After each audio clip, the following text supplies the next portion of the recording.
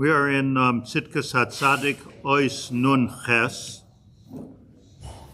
and I think that this is just absolutely fabulous. Two chidushim that Reb Tzadok says here, chidush b'toich chidush. Chidush 1. B'davar sha'adam naki mimenu ve'ein lo shum negia v'taiva nikrat tzadik lo oisai davar. Chidush 1 is you could be a tzaddik in one thing and a rasha in another thing. So it seems to go into the fly in the face of our entire educational system and our whole social system, but that's not my job to get involved with right now. But it's a fact that let me say in the words that I always use, that people don't cancel themselves out. Meaning, a person does a chet, it doesn't mean that they're bad. But you can be a rasha in one thing and a tzaddik in another thing. It's not like necessarily a holistic program. What do you call somebody who's a tzaddik in everything? Probably a tzaddik gomer. It's probably a tzaddik gomer. But I think. But a big tzaddik. So okay, but we're not talking tzaddik gomer. So I don't even know if that's what a tzaddik gomer means. You could be a tzaddik gomer in one thing and not in the other thing. But the point is that I always had this, like sometimes you get a certain occurrence which creates a reality in your head. But I was a couple of years ago, I was on a plane going to America, or coming from America, and the husband said to the wife, said to the stewardess, male stewardess, what do they call it? Steward? Said to the steward that my wife is going to be ordering a lot of alcohol during this trip. So, I guess he was like apologizing in front, or was embarrassed or whatever.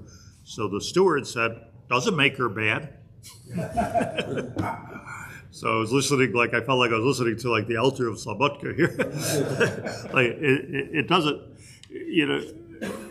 but the point is that, people could do some pretty bad things, and they could be some very good thing in other things, and be good people. Actually be good people. And you see this all over Shas. I mean, it's a davar pashut. Chashad ha'mamoina, like chashad ha'shvuos.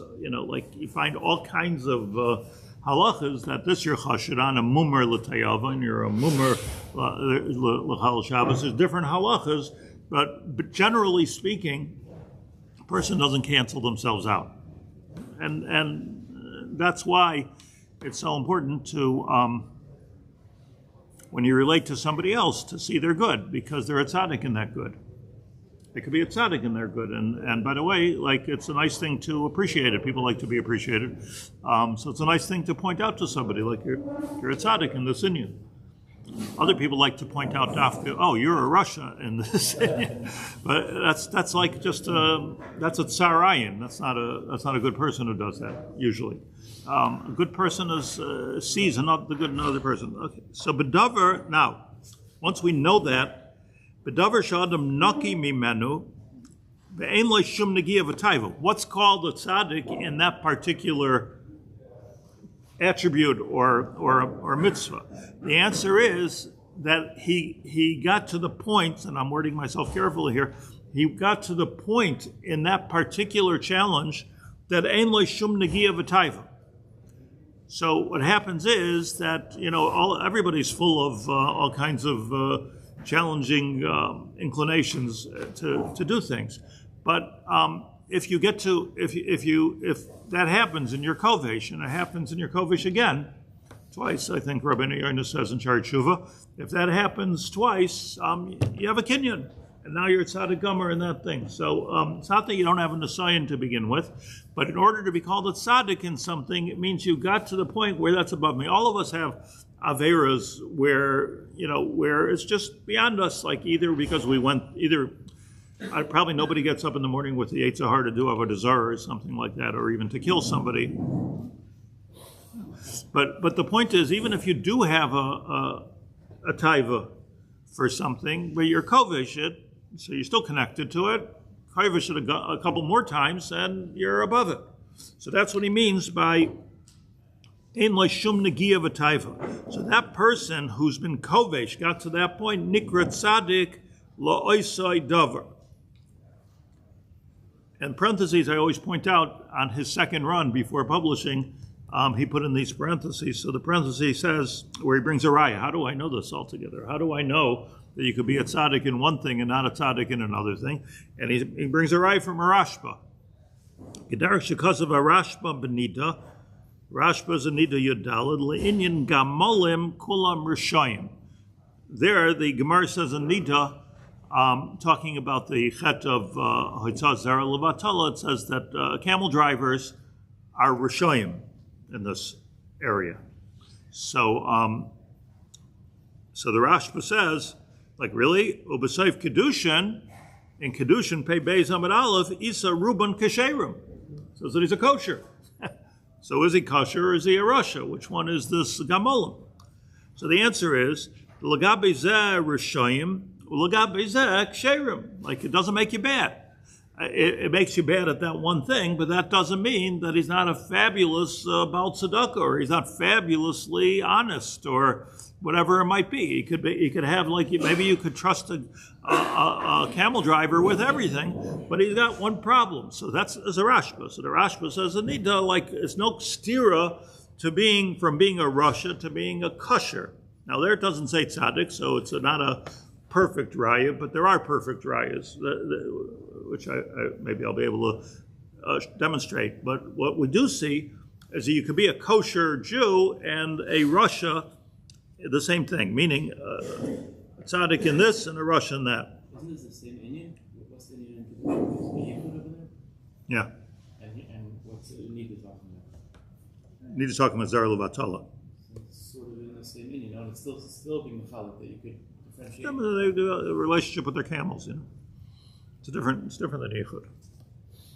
Nichshal Beitz, the Gemara says. I'll tell you something. Rashi says, let's take it the other way around. Why are gamolim? Those are guys that run caravans, right? So, like, you know, taxi drivers, you know, like caravan people. So why are these? A caravan is the thing that goes through the desert, a bunch of camels. It's not a school in Bet Shemesh. That's a caravan is.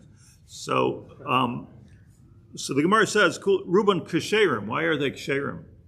So Rashi says, they're Ksherim mipnei sheparshim lemidbaros ulamakim gedudei chayos velistim v'yireim lenafsham u'meshabram libam lamakim.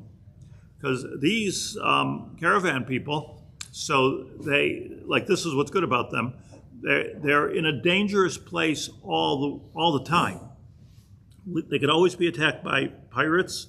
They could always, you have the natural elements of the midbar. There's chayus rois in the midbar. There's all kinds of animal kingdom that can hurt them. So they're in a position where they're constantly davening to Hashem, or yoter mizeh, mishabram libam l'shamayim. Not just they're davening, we're all davening, but mishabram libam l'shamayim, actually crack open their heart to stand in front of Hashem. So these guys go ask him for a bracha. Go ask them for a bracha. They might do some other avera. Okay? So and when it pertains to those halachas, we worry about it. But these gamolim are ruban kisherim. Like, I don't know if it's a dibyon, like people are always criticized. I don't know if people are always criticizing, but if someone would criticize, let's say, chayalim. They say, well, doesn't keep Shabbos. You know? But, I mean, ruban kisherim, it would seem to me, because holchim lamidbarais, makam shal listim v'gedudei chayis rois. I mean, what better description? Mishabram libam l'shamayim. Like, what do you? Go ask him for a bracha.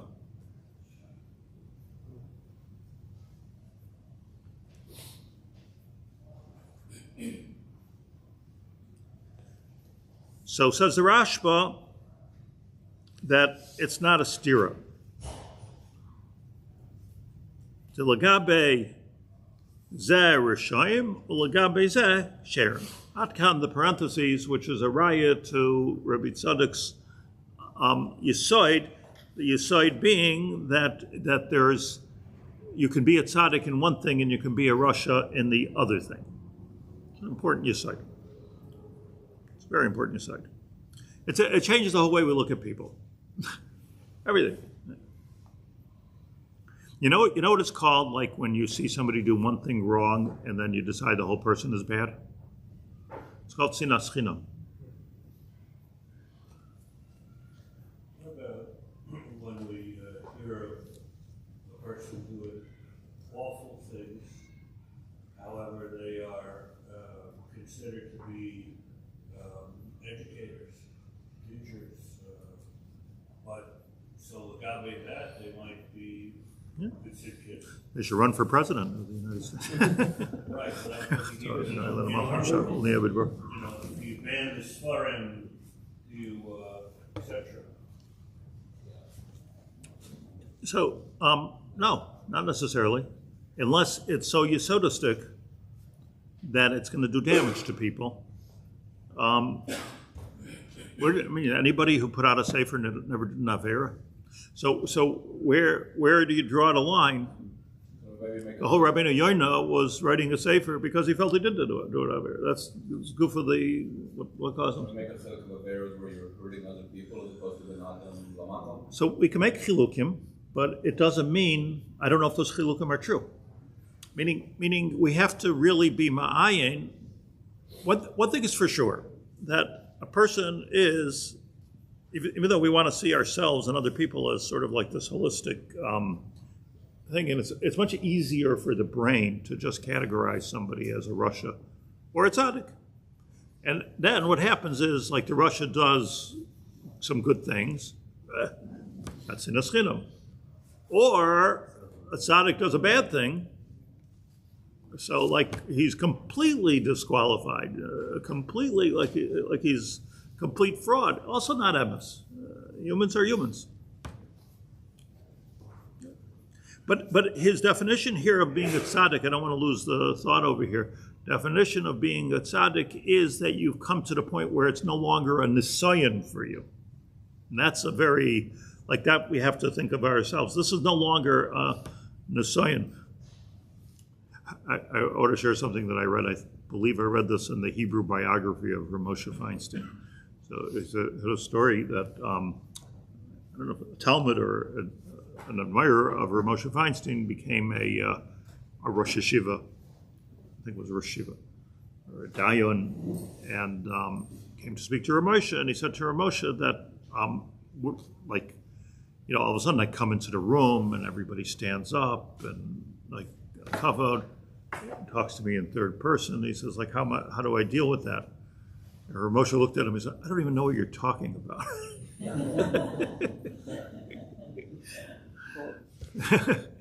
don't even know what you're talking about. So the pshat in that story is a different Reb Tzadok in Pri Tzaddik, because Reb Tzadok says in Pri Tzaddik that it's a pliat summa that Korach, last week's parsha, that Korach accused Moshe Rabbeinu of being a balgaiva. Lama tisnaso al kal Hashem. Why are you overlording yourself over everybody and walking around benesios? Like who do you think you are? Like, it's so incredible, because one thing is clear, even the Torah is made, that Moshe Rabbeinu was an anav mikol adam. So you want to accuse him of geneva or something like, but accuse him of gaiva. I mean, it's like you would think they would choose something that would have some credibility. His whole personality would seem was a personality of anivas. That's Reb Tzadok, something which is wonderful. He says it goes like this: a balgaiva demands kavod. Why aren't you being mechabed me? After all, look at my accomplishments. An anav, or somebody on his way to being an anav, will say, you don't have to be mechabed me. I don't need any kavod. I don't deserve any kavod. So everybody sit down. A real anav doesn't notice it altogether. Not that it doesn't know, it's not stupid, But it doesn't. It doesn't. It's not an ego thing. But Moshe Rabbeinu was such an unav that he acted like a balgaiva. Reb Tzadok said, because if you're such an unav and people are giving you such covet and you're not mocha, that means that I don't even know what you're talking about. So Reb Tzadok explains that this was the same thing. How were they choshedim anei ish? The answer is he was so above it that he didn't have like all the like frumazachen that would make you look like you're very careful about Eishes Ish. Now, you can't fool yourself in this, I mean, Moshe Rabbeinu is Moshe Rabbeinu. But, probably most of us are in that middle madrega over here, like everybody, But, which, I'm talking, like your Indian of Yichud is a little bit, this nakuda here, but like there's this naki mimenu legamri, as he points out, that somebody takes an aveira, and I'll add even an ego challenge or something like that, and naki mimenu legamri is that you don't even have such a nisayon. So it doesn't mean that nobody is being mechabed you or nobody is being ma'asher you or bezasher you or whatever it might be. It just means you're above that. Like, what are you even talking about? Like, I don't even know what you're talking about. That's I think what he means over here. Reb Tzadok there is in the Pri Tzaddik and Parshas Karach. How do you understand the source that says your Rebbe should be like a Malach Hashem's house? What do I think the pshat is in that? Yeah. I'll tell you what I think the pshat is, but why are you asking? If your Rebbe is maybe not a tzaddik in all categories, I have a feeling that Maimer Chazal is misunderstood, but I don't understand it. How do we make that shift? No, so that's what I wanted you to say. So you're asking good, like Malach Hashem Tzvakos means like everything is great about you. So it does cancel. You have to be perfect. That's what it sounds like, right? Let's take the Gra says, Mishlei, that Malach Hashem Tzvakos, a Malach has only one purpose. There's no Malach that has two purposes. Yeah, Abraham Avinu came three Malach. You can't have a multi-purpose Malach. People could be multi-functioning, but Malachim are not. So the pshat is that you have to understand that if you want to learn from somebody, you have to understand that he has your interest in mind. He's a Malach in this regard.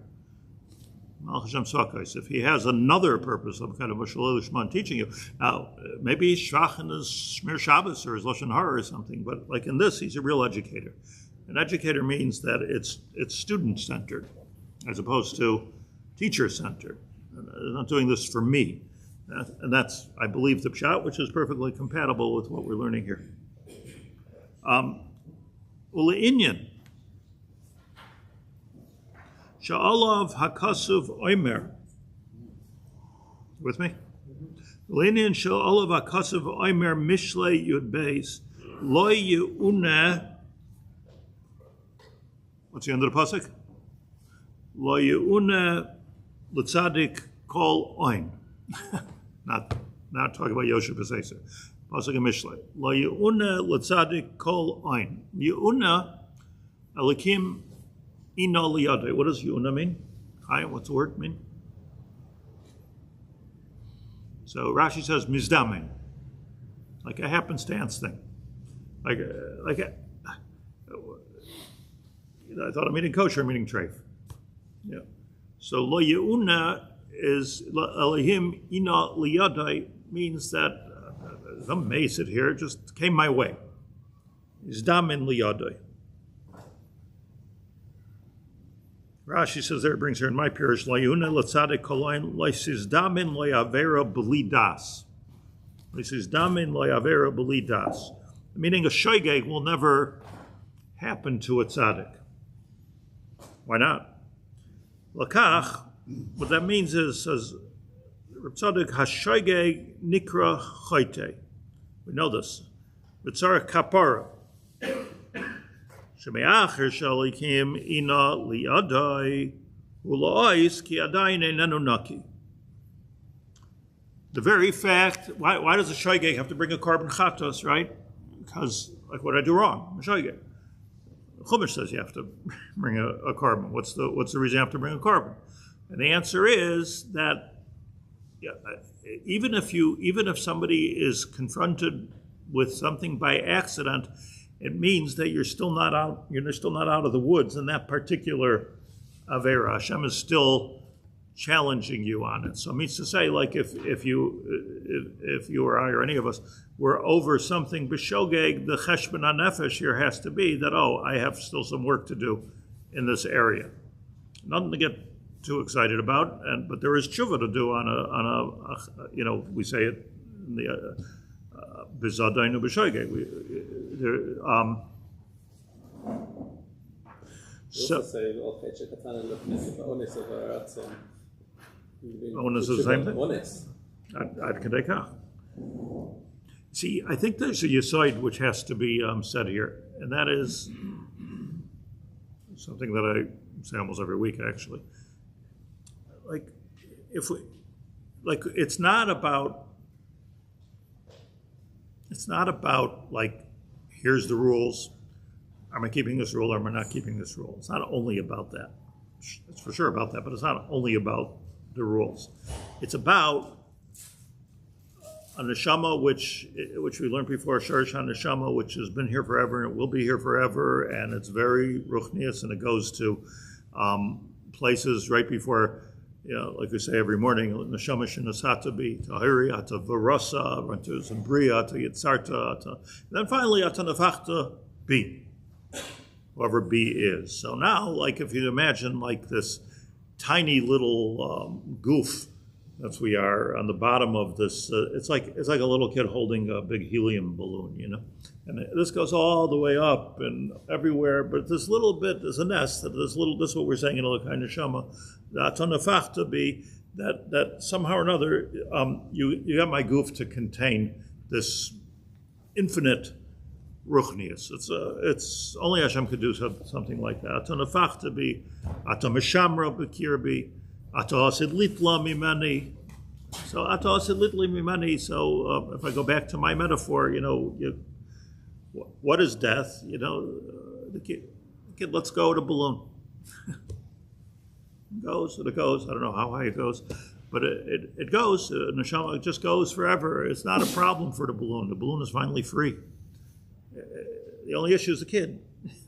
Kid's crying about the balloon. So it calls upon that neshama b'kirbi. As long as this neshama is with me, I have to. It's there for a purpose. The reason we're carrying around these neshamas, the reason we're alive, is to be able to do the tikkun hanefesh that we're supposed to do, dafka through the guf.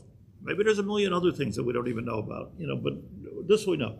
That HaKadosh Baruch Hu gives us this neshama in our guf, and there's a certain amount of tikkun that we have to do. So how do you do the tikkun?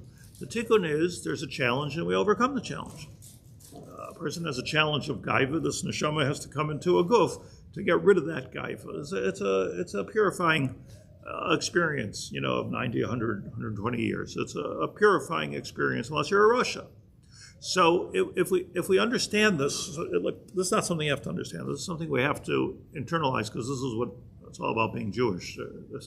It's really the whole story in a nutshell. But if you internalize this, so what happens is that, okay, like I became a tzaddik in this one particular challenge, and now that's okay. I don't have to do a tikkun in that anymore. Again, it's not just about the rule book. It's I took care of this tikkun. Now let's get to the next thing, and I get to the next and the next thing. Kol zman, a person is still being challenged by it, even if you're overcoming the challenge. So that means to say the tikkun was not completely finished. The tikkun is not completely done.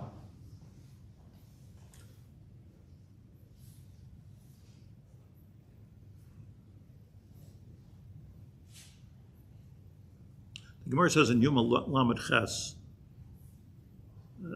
Kiven she Adam Shemer es atzmei min ha'aver pam rishayno pam shniya mikan ve'elach HaKadosh Baruch Hu shemer. It takes once or twice to be able to do the tikkun that I have to do, and now Hashem's in charge. So I don't have to, now, if I was, let's go back to our point, to Yesodus, if I was Masader this, it's thing, I'm a tzaddik in this, so now I'm a tzaddik in that. That's what a tzaddik means. A tzaddik means I'm a tzaddik in that which I was misakin. Like the Gemara says, I was challenged once, I was challenged twice, and now Ashkadosh Baruch Hu Shomer. Okay, you're a tzaddik in this. Now let's get on to the new idea, the new problem, the new thing. I saw something years ago, which I'm fascinated by, in the Siddur of Rabbi Yaacov Emden. Yeah, Beis Yaakov, I think so, Beis Yaakov. The Siddur of Rabbi Yaacov Emden's on the back, he has like halachas, very small print, the back of the Siddur, and he has some, chidush halachas also. One of the chapters there, very small print, at least the one I have. One of the chapters is in Yonei Kiddush Hashem. The idea of Kiddush Hashem. He's talking specifically about dying al Kiddush Hashem. So he speaks out that, let's say one encounters a Yeharig Val Yavor.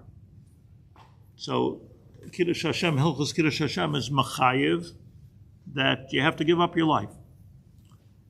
We talked about it on Shavuos night. If you don't, oinus rachmana patri. There's your oinus. Oinus rachmana patri. I'm not held liable for it. We talked about that. But the lechatchila, it doesn't die. But the avid, no. So lechatchila. Now let's say a person says, well, kill this person or else I'm going to kill you. He thinks about it. He says, listen, I'm not, no. It's more karav el aseichel than avodah zarah, let's say. It's hard for me to imagine avodah zarah that way. But I'm going to kill, if you don't kill this person, there's already Nazis, If you don't kill this person, we're going to kill you. He gives it a thought. I'm a Jew. I'm a God-fearing Jew. Go ahead and kill me. So they line him up and they put him against the wall and they're going to kill him, and something happens. They don't kill him. The gun blocks, or the shot never goes off. So here he's waiting to be killed. He's not killed. So says Rabbi Yaacov Emden that you did the tikkun. You did the tikkun. You don't have to die.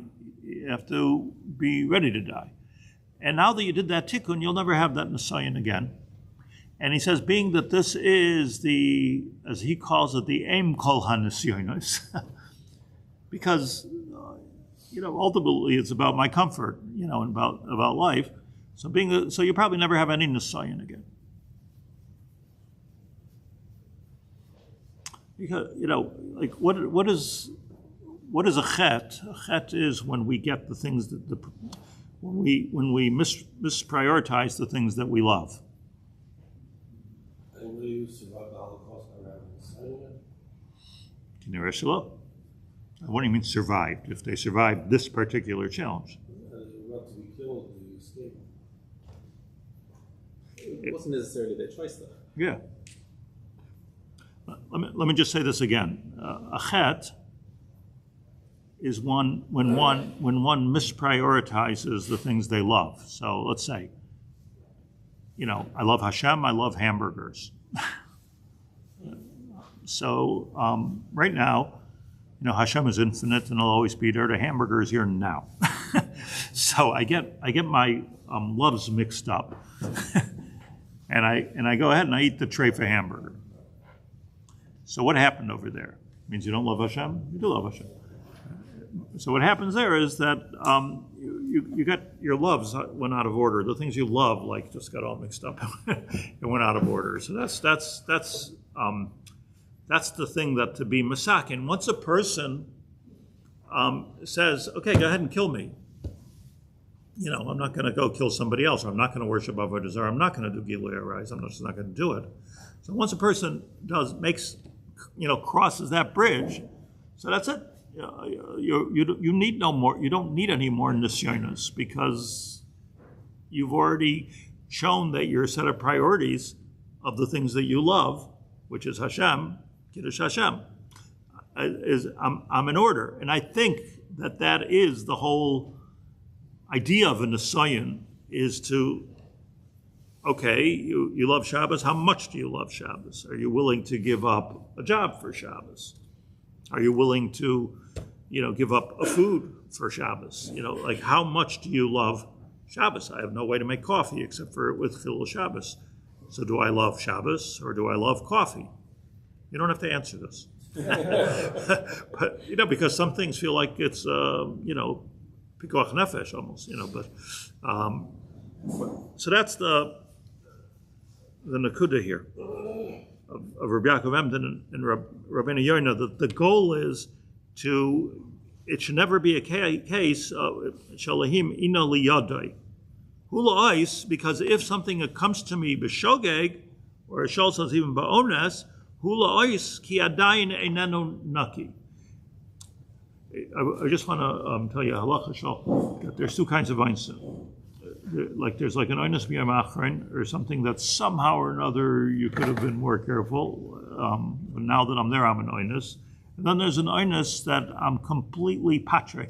There's an oines that I'm completely detached from this maisa, like somebody pushes me into a case where I killed somebody. Like I'm just what I am, and my body was just like used as a. So it's very possible that ba'oines u'beratzain that we say there in the Al Chet is not about an oines gomor, as it's called. It could be an oines she'eino gomor.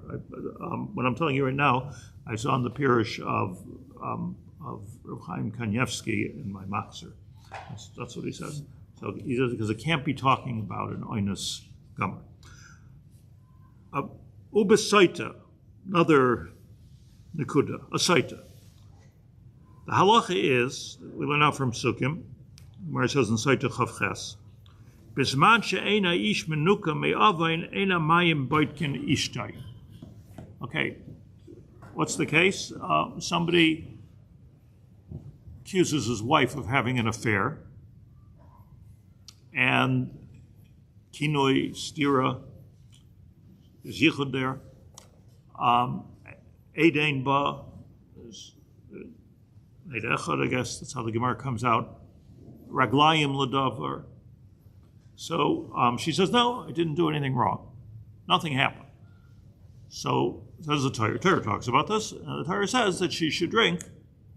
She goes to the Beis Hamikdash and she drinks Mei Sota.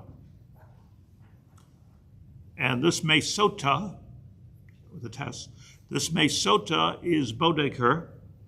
And if she's guilty, she will explode or something. So comes the Gemara, spoiler, and okay, we're sitting there with waiting for Yitzchak Bitna, and it doesn't work. So the Kohen could say to the Baal, well, are you nucky from that avera? Because if you're not nucky from that avera, then the Mei Soita is not bodek. Okay, so that's what does it mean to be nucky from that avera? Like I've never been over yichud. What does it mean to be nucky from that avera? What? He's not cheating on her. Oh, so that's what you would think it means. He's not cheating on He could her. have other wives. He could have other wives. Even if you have other wives, that's with kedusha. Right. Well, listen to Rashi on the Gemara. It's Gewaldic. Rashi says, what does it mean that he doesn't have the chet? You're choshesh your wife. That's a shalom. So it's choshesh their wife for having an affair. But you say, Rashi says this, it's only a suffix. And he's bala. So, it's like a sort of a chilling Rashi. In other words, his mind plays a game on him. He says, okay, like, who says she's really a saita? So when kind of like the taiva is rushing, who says she's really a saita or she's really usher, and we'll deal with it tomorrow.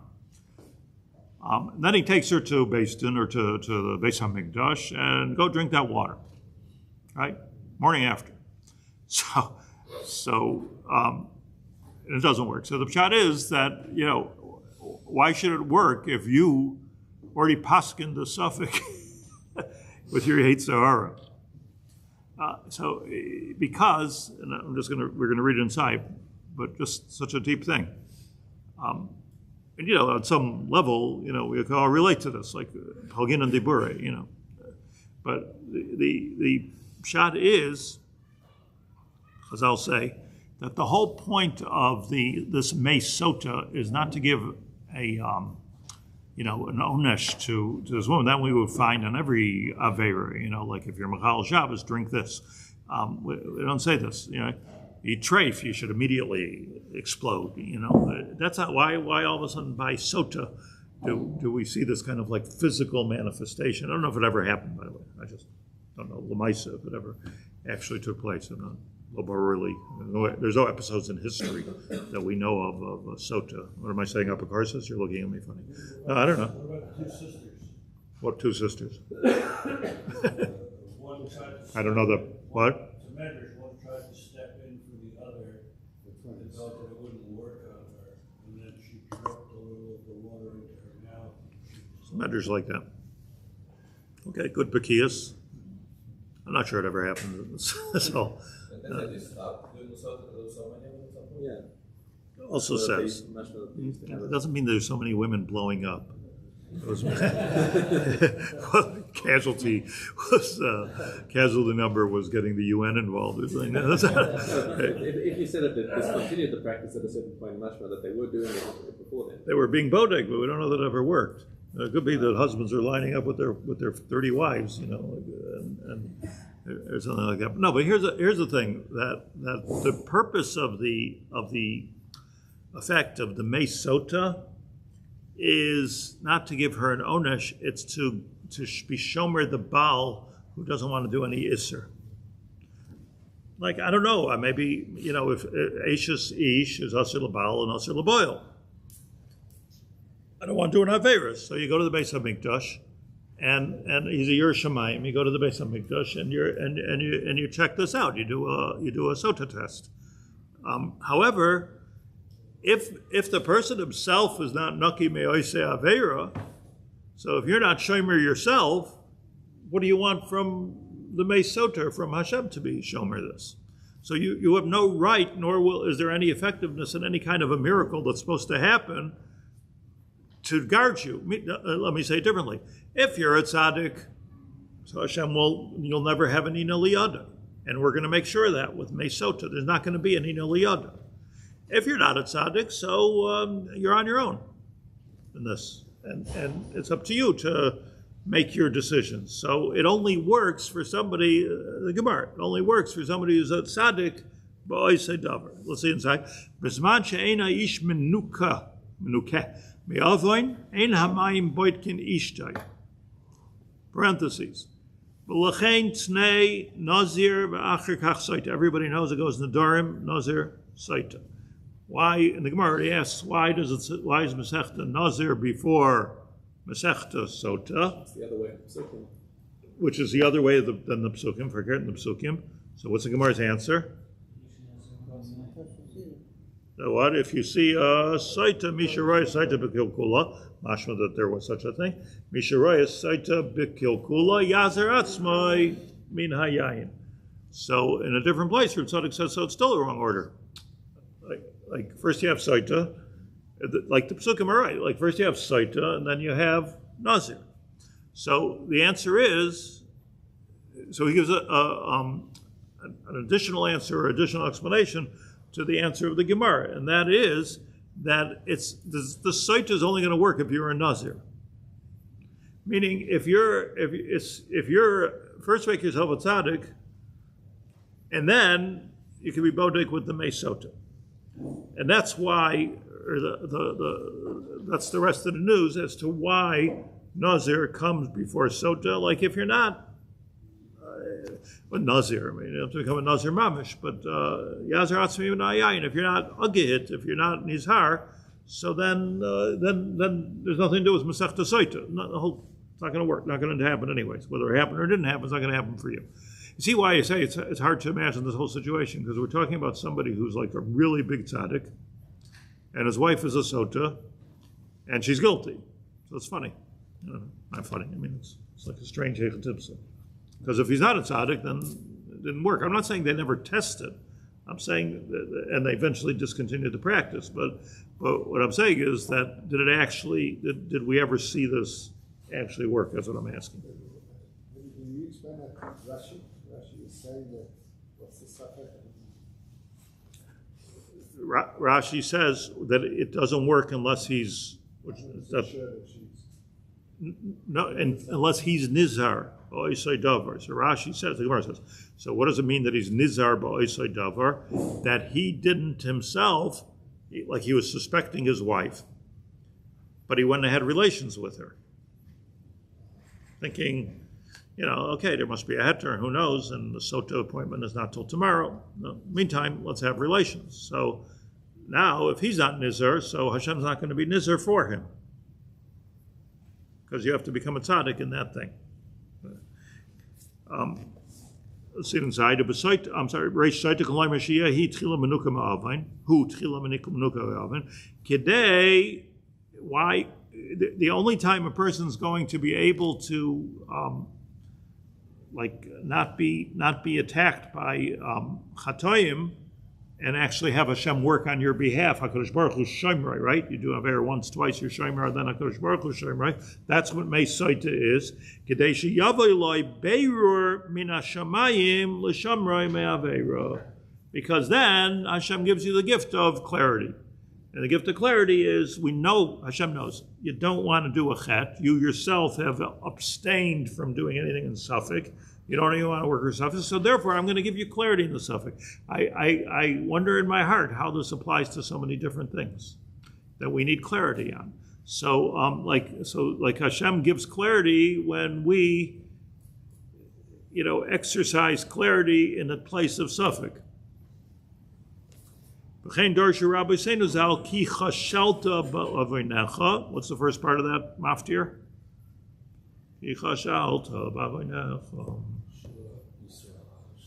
Shuva Yisrael ad Hashem Elokecha ki chashalta b'avonecha. Shelta. Bo lecha michsholim b'avonecha.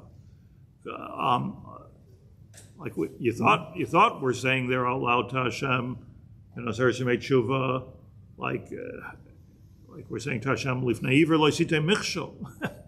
What are you giving us michsholim for? It's not we're nichshol and aver. No, we have to do tshuva ki chashalta b'avonecha. You have to do tshuva because if a michshol comes your way, it means you're not naki. Umina michsholim, and here's the lemaisa, halacha lemaisa. Min ha-michsholim she'era la'adam. If a person finds that they are nichshol in this or that, yuchol ladas dvarim she'nenu naki mehem. Now you can know where you need work. Nichshol, I'm a blind person puts out their foot. But where you find that you're nichshol in things, that means from there you can learn min hashamayim galya. It's like a nevuah. Yuchol ladas dvarim she'nenu naki mehem adayin b'mamake liba. You have not cleansed completely from this avera because the michshol keeps coming up, or even the taiva for it keeps coming up. The Amr Chazal. Here you see the Chassidish tznius of Reb Tzadok. Al light, mishalot v'chuli soif v'chuli. So it's interesting that the Rebbe's talk like that. But what the Medrash Rabbah says is that light was always like running after taiva, and the Gemara says very bitingly, or the Chazal there say very bitingly, that if a person is running after taivas b'soif oichelos b'sorei, which is a euphemism for the next thing you know, you're going to be over incest, chas v'shalom. Meaning, like taiva has no like red line, So you start with this, it goes a little further, and what Chazal mean there is that when all of a sudden you put yourself in a place that what you need for satisfaction is beyond anything normal, right? So so one has to watch that. But he's saying that's what it means. Al light mishalot ba'arayis soifai lipaga ba'arayis. That's v'chuli v'chuli, and that's what you see from Lot. Like you wouldn't have come that whole. The other theory as to why he said it this way, et cetera, is because there's a famous medrash about somebody who spoke about the daughters of Lot, and then they came to him in a dream. So don't mess with the daughters of Lot. But what? That's or Lot himself. Who knows? No, not himself. He knew that the whole world hadn't been destroyed. That's right. Yeah. Finally, there are times, it's interesting, not all the time apparently, but there are times, that the michsholim are, like, it's a good thing. Why?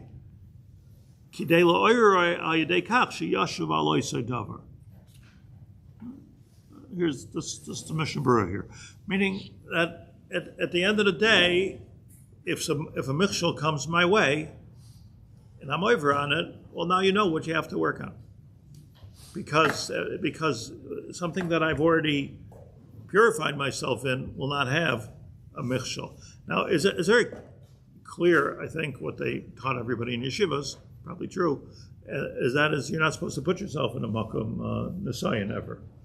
Like, you're not supposed to test yourself. But, okay, so what's the reason for it? See, I was thinking like this, just end off with this then. The Gemara says, Al tamin ba'atzmecha ad yoim misascha, sharei yochanan kohen gadol shemish bekuna shmenim shana v'lo b'seif naset tzedoki. It's a hard Gemara to swallow, no? Like, a kohen gadol can't do any averos. Doing aver, die in the middle of the Yom Kippur Avodah. So Shmonim Shana, I mean, that means you're not Mishamish Bekuna, I don't think, until you're 20. So I mean, you're like 100 years old. So at 100 years old, besides Naset Saduki, there's different gears. Says he became a min Saduki. So like wasn't he Kovesh? 80 years of, wasn't he Kovesh? Everything. It was such a Gemara is commenting on what a tzaddik he was. This is not the Yochanan Kohen. I don't believe this is the Yochanan Kodel, who was the grandfather of the Maccabees. Meimat is Yo ben Yochanan Kohen Gadol. That's not the Kohen Gadol. I think it was Yochanan Kohen Gadol was further along in history, and in my opinion, possibly it was John the Baptist. So it is who was the teacher of Yeshua Notzri of Yoshka. I'm pretty clear about that. I've investigated this a lot. Yochanan. And what happened was he became a Tzeduki. So a Tzeduki was, what does it really mean to be a Tzeduki in those days? The same thing Yoshka was. What does it mean to be a Tzeduki? A Tzeduki means that I'm not going to go with the das of the Chachamim on this. Making rules that are superficial, that was the tainas, like they're, if I'm not recommending, but if you read through the New Testament, what you'll see is like enough with the rules and let's get into the spirit of the thing. Why so worried about the thickness of the leather of your straps on your tefillin? Worry more about your connection to Hashem. The idea is to worry about both of those things, but that was the pshat in a Tzeduki. Also politically, there was ongoing war with the Romans at that time. We know how that feels, right? So ongoing war with the Romans. These were not the Ishmaelim. This was like the big governments, the Romans. These were the nations of the world, the Romans. They took over the entire Roman Empire. So the Roman Empire, which went on and on and on and on. So the Chachamim had one way of dealing with it, and the Tzedukim didn't like the way the Chacham were dealing with it. So they politically separated from them. So it's not such a kasha that after 80 years of being a tzaddik, he could become a tzeduki, right? It's like a political change. He became a tzeduki. But also, it could be like on a deeper level, on a tzaddik level, it could be that this particular nisayin of lishmaya divrei chachamim, that's what a tzeduki does, not lishmaya divrei chachamim, That never came his way, so he was never kovish. In other words, he was a kohen gadol, tzaddik, very careful with his tzitzis and with his mitzvahs, and he never spoke lashon hara. L'shmaya divrei chacham, something might have happened that made him doubt the chacham, Nasa Tzeduki. By the way, he's killed by the Romans. The Romans ended up killing him, John the Baptist. So, by the way, like the Baptist means he was always toiveling people, and that's what a Baptist is, you know. Somebody said to me, this morning I talked about Tfilas Kalim al Yedei Goy. So somebody said to, I don't remember who it was even, somebody said that somebody had their assistant, he works in elder care, had their assistant toivel all their Kalim, and the guy came to him afterwards and says, I baptized everything for you. So, there you go. Okay, by the way, I believe this is the end of the season until after Tisha B'Av. Yes, thank you for all the awes, but so we do next Tuesday is Shivas B'Tammuz, and by me it's Erev Tisha B'Av, and I'm moving houses.